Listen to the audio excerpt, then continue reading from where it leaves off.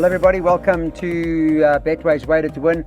Trust everybody's well, and this is the maiden plate over 1,000 metres. We're on the Vaal stand-side track, if you don't already know, and hoping for a lovely day's racing weather. The last few days has been really fantastic.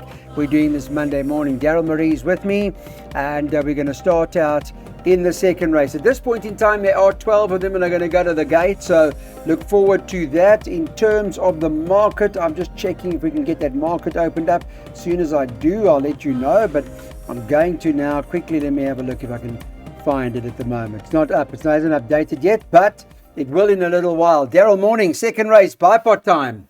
How'd you play on the weekend, firstly? Win a few rand? Did you see that filly? Arctic Silver, Clyde, with Gavin. She was balked the whole way up the straight. Couldn't get out. Couldn't get through, yeah. Cost us our PAs, our bar parts, our lives. Len Mayer was very unlucky in Durban. He had that was Tchaikovsky in his pick six. Oh, sure. He never had the winner, but he had Tchaikovsky, and it would have paid over 100 grand. Anyway, bipods. Let's talk bipods. I'm playing the safe route, Clyde. Let's go to the front of the computer form, because they are first timers over here. No comment, no comment, no comment. Yeah, what I do want to say, Clyde, is number 12 has found a bit of anti-post support. And have a look at that name.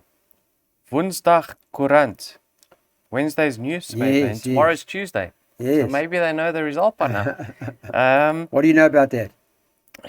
He's a half brother to Sweetie Darling, who won on debut as a juvenile. Let's follow the market with regards to his chances. You say there's money that's already come for it, yeah, eh? yeah. Now, obviously, I think Craig Zaki's had the choice of rides for Lucky. Lucky's also got number 9, Force Publique. Now, his dam, Outlando's Damore, I'm sure started with Dennis Dreyer and moved to Alan Creef in the Eastern Cape. She won 4 races between 1,400 or 1,000 and 1,200. So there's speed on the dam side. And then the 2 race runners, I don't think they got the strongest form lines coming into this race. You can see they actually both finished alongside Ringo, and Ringo's well exposed and very moderate. But I've included them because they got the experience. So I've got numbers 1, 2, 9, and 12. Okay. I'm convinced we'll get through. Let's hope we on the front foot and we get a result and we at least survive. Okay, let's see. 1, 2, 9, 12. Banker 1 by 2, 3, 5 by 3, 8, 9, 10. 1, 2, 6, 11, 13, 5 and 7. See how Lucky Hoodalakis' first time it does here. He does have some very nice babies at home. Okay, let's move on now to our next race on the card, which is race number 3. It's a maiden class field. They go over 1,000 metres. Again, there'll be 10 of them that line up here. Few lightly raced horses in the race have only really had just the one start, one of them being a Quiet Winter for the Lucky Hoodalakis stable. She had a decent debut. So did a horse like 8 Hats have a fair enough debut. They've both only run once. And Tony Peters got that horse, Captain Selby, in there. He's also only had the one run before. It is place accumulator time. And see how Desert Cloud does. Interesting. Desert Cloud. Been consistent, but I know they expected her to win last time. They did. She was returning from a rest on that occasion, and that race was around the bend. I didn't think she was that comfortable around the bend. So I like the fact that she's back up the straights and she reverts to 1,000 meters. I think she's going to be very, very hard to beat, and I'll tell you why, Clyde.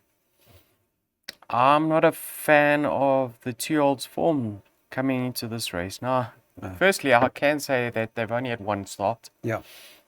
And they've got a lot of scope for improvement. However, Captain Selby, I thought that form line's weak. 8 Hats, the filly that ran ahead of her, finished tailed off in her next start. And Quiet Winter, the filly that ran ahead of her, ran 3rd in her next start, but on debut was well beaten. So out of the 3 2-year-olds, I think number 10, Quiet Winter, is probably going to be the right one because she comes back to 1,000 meters. I had a look at her dam. Her dam won all her races over sprinting trips. So I think maybe coming back to 1,000 could be the right move. But like I say, the jury's out in my mind. So I'm bankering number 1, Desert Cloud. I think she's going to set the record straight. And you know, if she just goes back to her debut efforts over the very same course and distance, despite the inside draw, I think she'll at least finish in the top 2. So you saw in my bar pots in the previous slide, you saw I was happy to bank her. Obviously in the PA, taking my chances too. All right. So you're happy Desert Cloud should be good enough. All right. Maybe Tuesday is her day. Desert Cloud, our banker in the PA.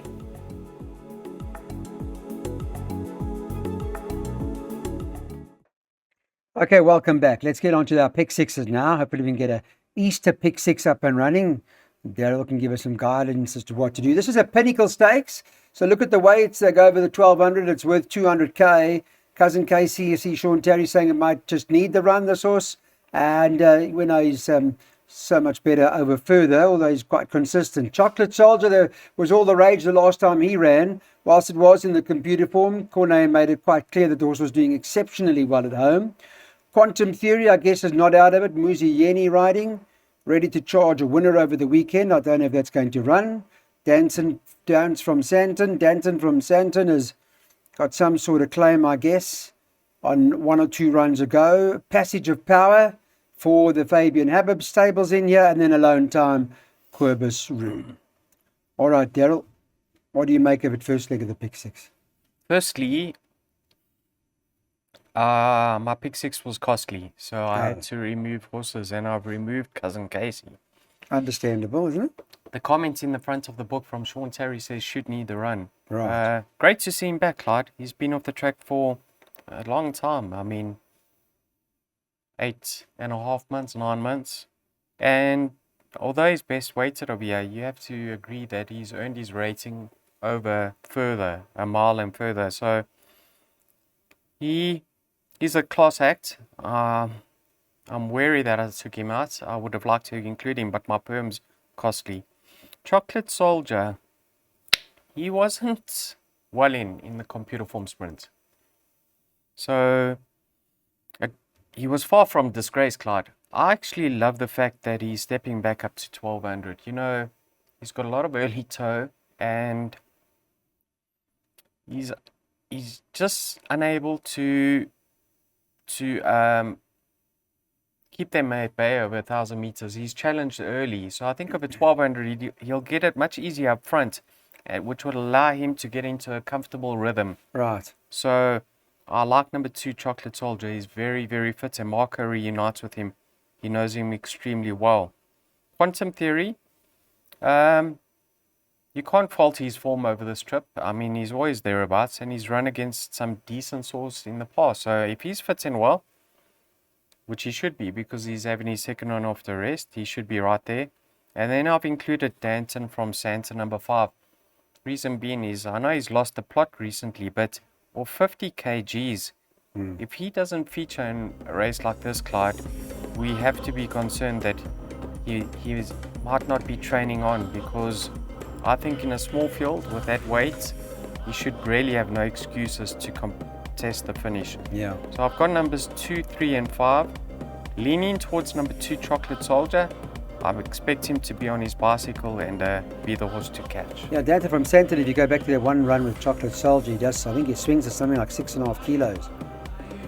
So yeah, hopefully he'll come back to his best form. He's got to come into the race. 2, 3, 5 in the first leg of the pick six. No pick six bankers on what appears to be a tricky card.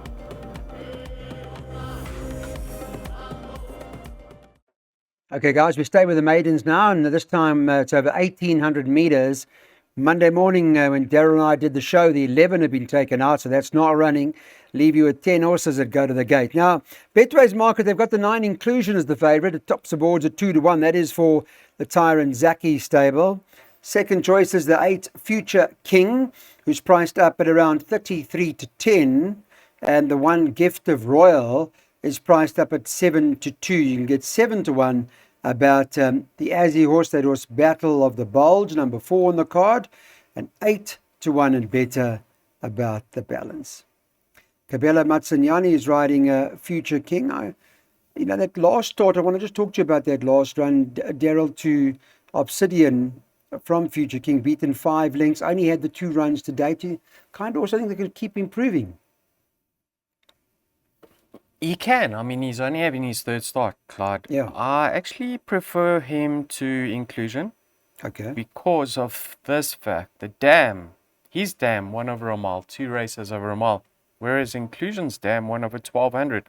So, in my mind, I think the step up is going to suit him more. I'm not saying Inclusion won't stay. Yeah. Um, And on the last start, there's not much separating Yeah. them. There's only a length in it. so I think he's got a chance of reversing that form. All But in saying that, I mean, Inclusion goes from a claiming apprentice to Craig Zaki, who's riding at the top of his game currently. Sure. The horse I'm looking for improvement from, Clyde, is number 3, Brigham. Now, I've touched on the past that I think he's very one-paced, but Andrew rides from stallgate number 1, Clyde, and take note, the blinkers go on. If this horse can bounce and Andrew can put him in the race, this is a very shallow field, Clyde. I don't think the form on offer is as strong whatsoever. Yeah. And you know, Page Boy bolted up on that occasion. So I'm expecting improvement from number 3, Brigham. And then there's a form update. You know, number 10, Luna Rainbow, ran over the weekend. She ran 2nd, Clyde. Yes. I know it's just City Lights, but she ran an improved race. And I'll tell you something, in her penultimate start behind the Merciful, unfortunately, Wesley was caught wide throughout on that occasion. So she had to improve on that effort. You think she'll run? You think she'll If run? she runs, Yeah. if she's taken that race well, and Okay. I think in a lineup like this, she has to be competitive once again, especially with the sex allowance. Okay. So improvement from number 3, Brigham. Respect for numbers 8, 9, and 10. Okay. That's the play. First leg of the jackpot. You'll notice an 80 Rand perm without any bankers going into race 5, which should run at 2:05.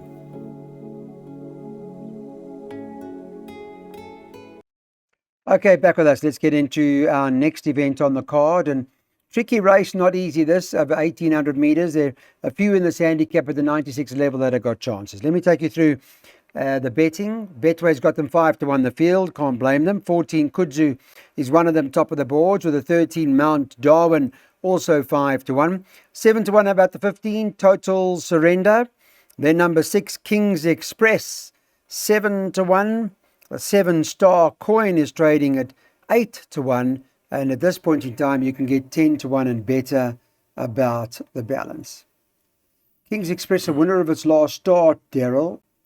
Also, I give a serious claim to. I think much better over the 18, 2000 was a bit far, all that sort of stuff. I kind of like it. I think Muzi's in the saddle. Personal first choice, but a tricky race, don't you think? Very tricky. If you like him, you have to have respect for so many others, Clyde. Yeah, absolutely. Namely, 2 Miles West, Total Surrender, Mount Darwin, Star Queen, Royal Edition, Lahu Mal. They all ran close up behind him, and they're better off at the weights, obviously. But in saying that, he was impressive in that he raced without cover on the outside, and he kept on finding up the straight. Muzi knows him well, neat draw, peak run, healthy respect for him. He can easily confirm that form. Lamu Hall was having his first run after a very long break in that race. He improved nicely in his second run after rest. He's now having his peak run. I think he should be considered. 2 Miles West, Jared gets a chance because Craig has to ride for Mr. Hoodlakis. Well, I don't know if he has to, but he's chosen to. But this also in his day is very, very decent. Tends to lug out. But we know he's got the ability, Clyde. Mount Darwin, in his comeback effort behind King's Express, he was out of his ground on the inside track. He flashed up late. Andrew from a neat draw. If he can be in contention, I'll give him a chance. And then the horse I made my insure bet for the day is number 1, Master Christmas, Clyde. You know, Cecil steps in occasionally for us, and when he presents and this horse runs, he says, Daryl, you're brassing Master Christmas. And every time I have to repeat myself and say, Cecil, I don't like him at Turfentine. his form at the Vaal is different class. And I think from Storgate number 1, he should really get the run of the race. I think at a big odds, he should run into the money at least. So I'm leaning towards him as the likely winner. But in saying that, Clyde, you can make a case for 10 odd runners over here. So you want to be as wide as possible. If he does happen to win, it's still a good result for our pick 3 because I've only got 5 horses. Yep, well, Master Christmas, the one is trading around 13 to 1 on Monday morning. There's our pick 3 on screen.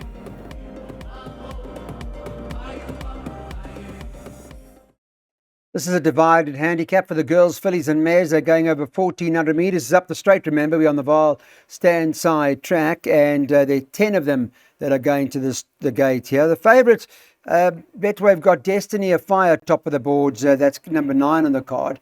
Currently trading at around 14 to 5 or thereabouts. So almost 3 to 1, 28 to 10. The 10, Scars of War, is trading 3 to 1, and so is number 5, Sonic Jet. So difficult to split the top 3 in the market. 4 to 1 about the 7-pointer. And number 1, Hikomi Boki, is trading in double figures at 12s. You can get something like 20 to 1 and better about the balance.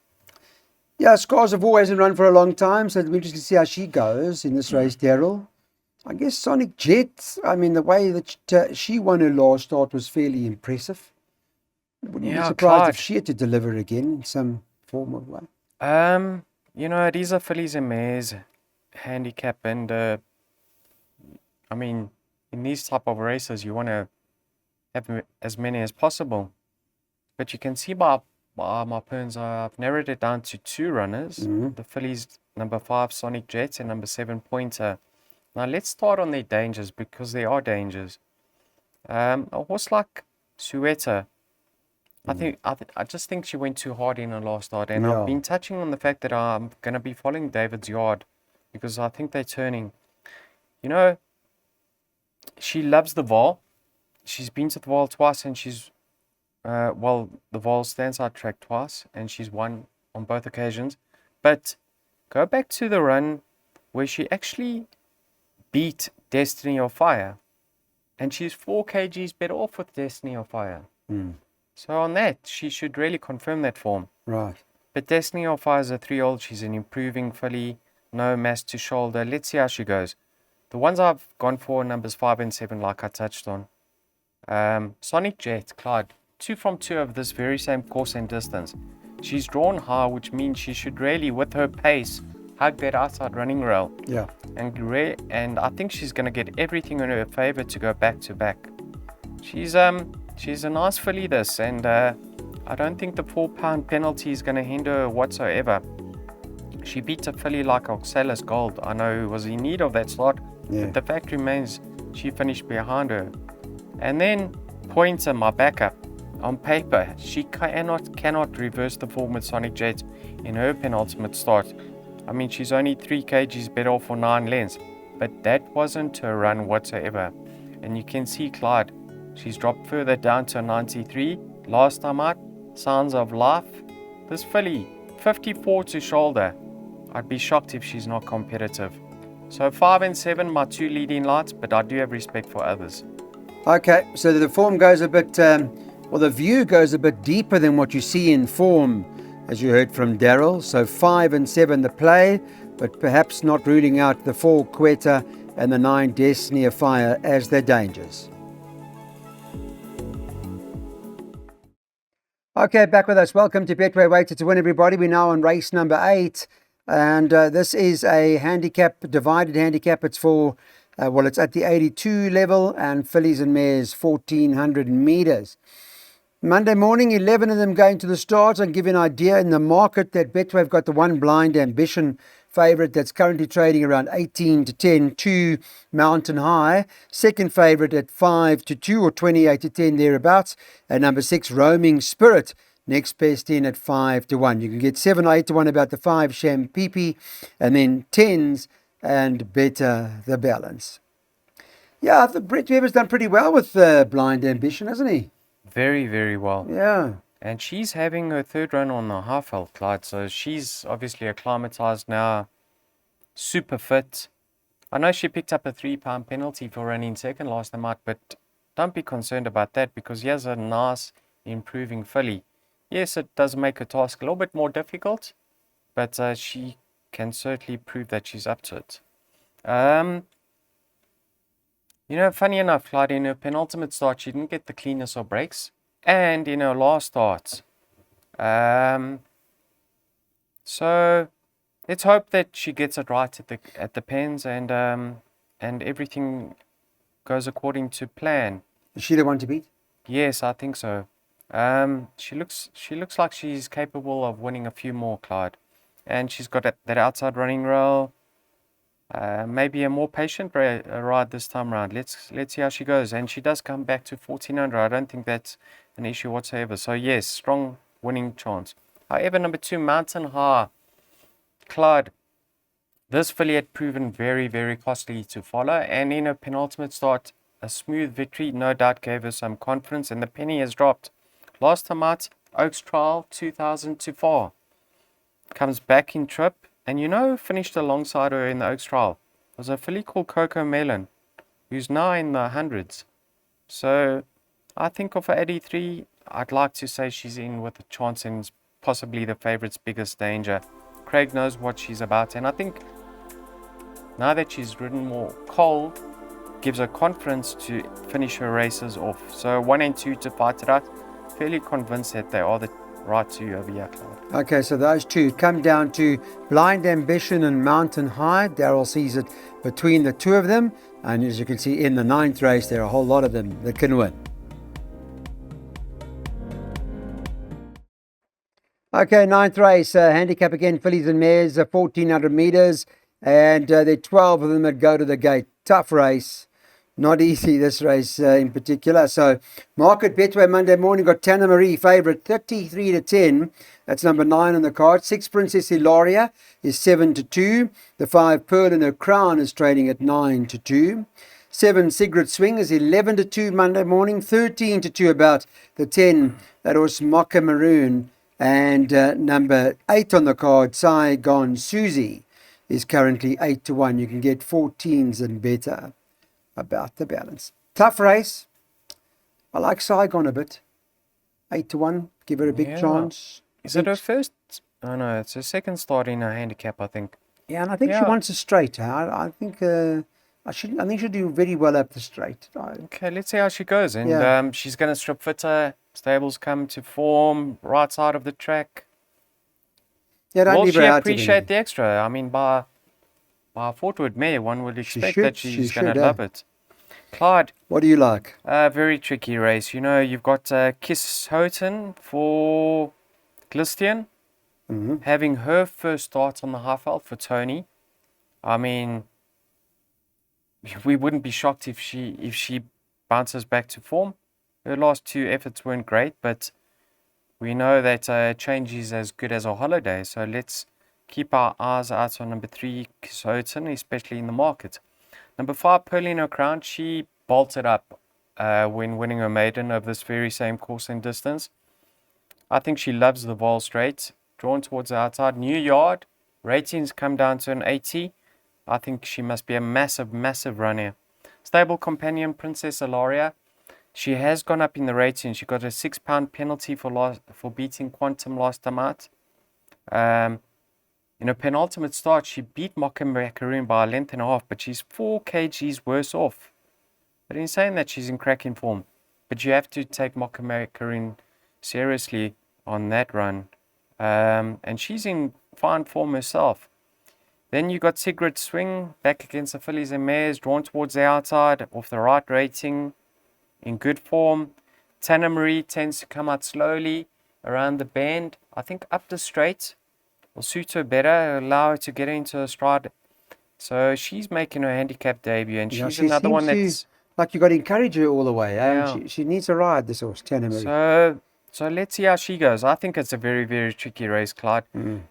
Pushed into a corner, I'm going to be taking you on with number 5, Pearl in her Crown against Saigon Susie. Okay, let's see how that works out. We've got your trifectas boxed here. 3, 5, 6, 7, 8, 9, 10.